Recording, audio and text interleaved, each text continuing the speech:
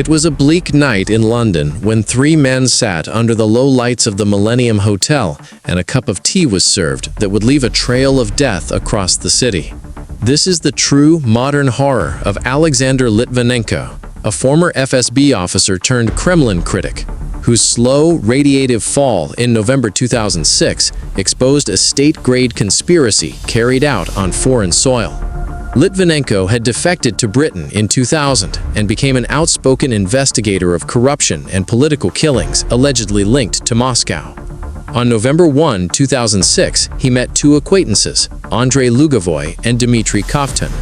Within days, he was collapsing with inexplicable symptoms: nausea, hair loss, blackened skin, organs failing as if poisoned from the inside.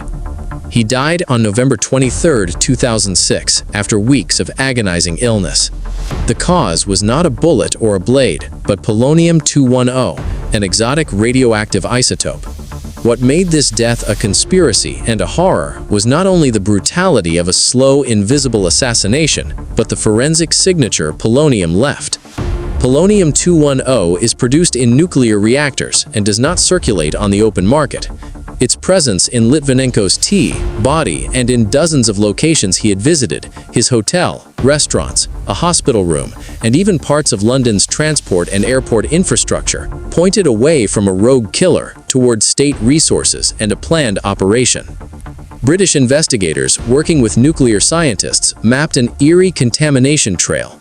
Forensic teams found minuscule but lethal traces of alpha radiation that could only have come from a concentrated source. The method was calculated. Ingested, it destroyed tissues with invisible alpha particles. It left devastation within and a handful of radioactive breadcrumbs without visible explosions. Those breadcrumbs became the story's evidence. The inquiry that followed was a tense diplomatic drama. The UK urged Russia to hand over Lugovoy and Kovtun for questioning. Moscow refused, invoking sovereignty and then granting Lugovoy immunity. Over the next decade, the case remained a blister in Anglo-Russian relations.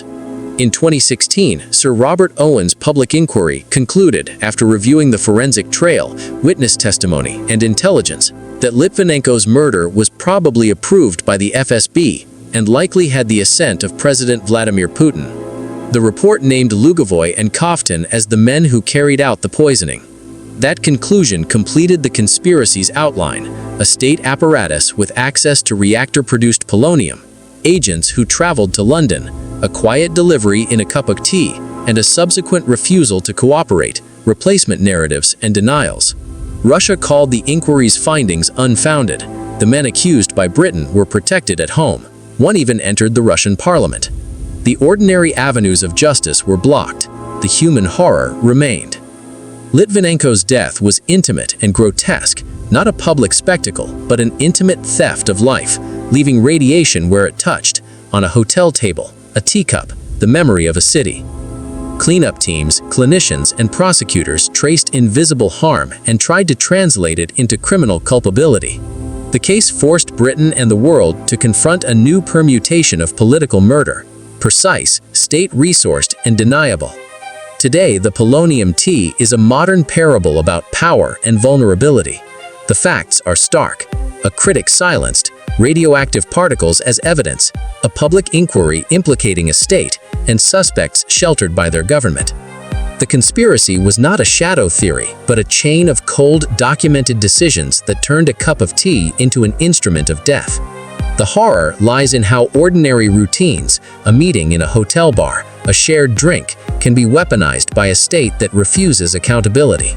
That bleak night in London left a scar on a city and an unsettled question about how democracies protect dissidents when state enemies can reach across borders, invisible and inexorable.